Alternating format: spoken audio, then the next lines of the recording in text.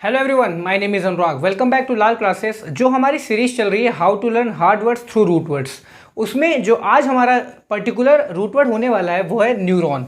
Neuron एक Greek word है और इसका इंग्लिश मीनिंग होता है नर्व। ओके, हमारी नस।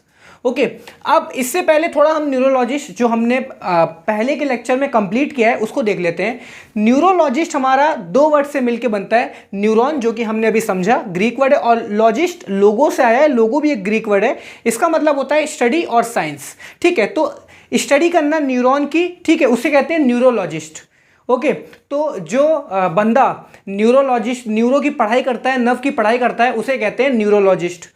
ओके, अब ये जो प्रैक्टिस की जाती है, नर्व की जो प्रैक्टिस की जाती है न्यूरोलॉजिस्ट के द्वारा, ये इस डिपार्टमेंट को हम कहते हैं न्यूरोलॉजी, और इसका एडजेक्टिव बनता है न्यूरोलॉजिकल। ओके, अब आइए समझते हैं न्यूरॉन के कुछ और वर्ड्स को।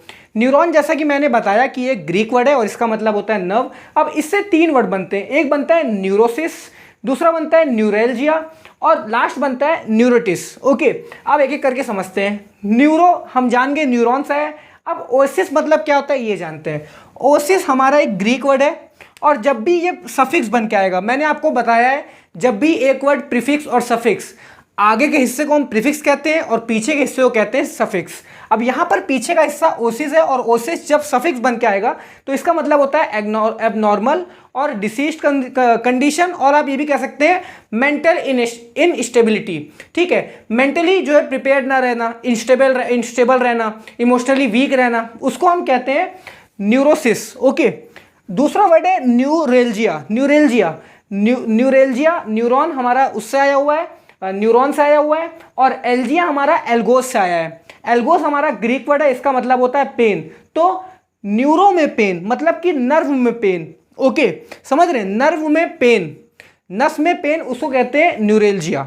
ओके, आज का लास्ट वर्ड जो हमारा है इससे रिलेटेड वो है न्यूरिटिस। अब न्यूर हमने जाना न्यूरॉन से आया हुआ है, और इट इज ये टिस से आया हुआ है। टिस एक ग्रीक वर्ड है, इसका मतलब होता है इन्फ्लेमेशन, इरिटेशन, इन्फेक्शन। ठीक है, सूजन आ जाना। अब किस में सूजन आ जाना? नर्व में आ जाना, तो नस में सूजन आ जाना, उसको कहते हैं न्यूरोटिस। अब इससे रिलेटेड हम सेंटेंस को समझ लेते हैं।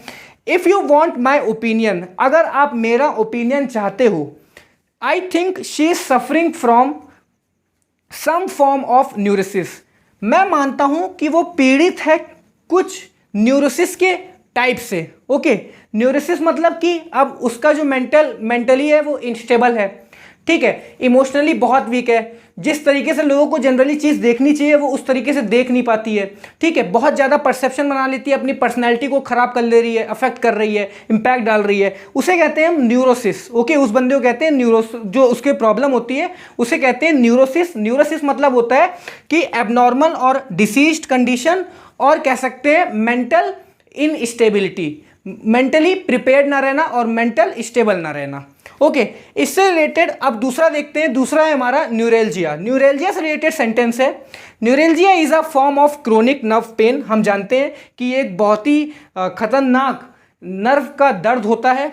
ठीक है, नस का दर्द होता है, that is hard for doctor to understand and diagnose. ये बहुत ही कठिन हो जाता है डॉक्टर के लिए समझना और उसको पहचानना। अब हमारी जो बॉडी होती है उसमें बहुत सारी नसें होती हैं, अगर नसें नहीं होंगी तो ब्लड कैसे सर्कुलेट होगा। तो अब ये कहाँ पर ये प्रॉब्लम हो रही है, ये पेन हो रहा है, उसको जानने में बहुत प्रॉब्लम हो जा रही है। अब जैसे आपने बताया कि यहाँ दर्द हो रहा है, तो यहाँ भी बहुत सारी नसें हैं, इसको पकड़ने में, डॉक्टर के लिए समझने में बहुत ज़्यादा समय लग जाता है और बहुत कठिन होता है, यही लिखा हुआ है। आज का जो लास्ट सेंटेंस है वो न्यूरिटिस से रिलेटेड है। Neuritis is inflammation of the nerves. अब जो हमारी नस में सूजन आती है वही लिखा हुआ है, उसे कहते हैं न्यूरिटिस।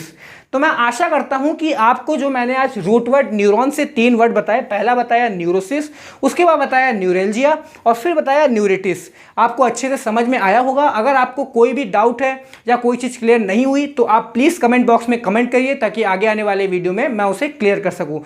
तब तक के लिए अपना ख्याल रखिए, पढ़ते रहिए। Thank you so much. जय हिंद।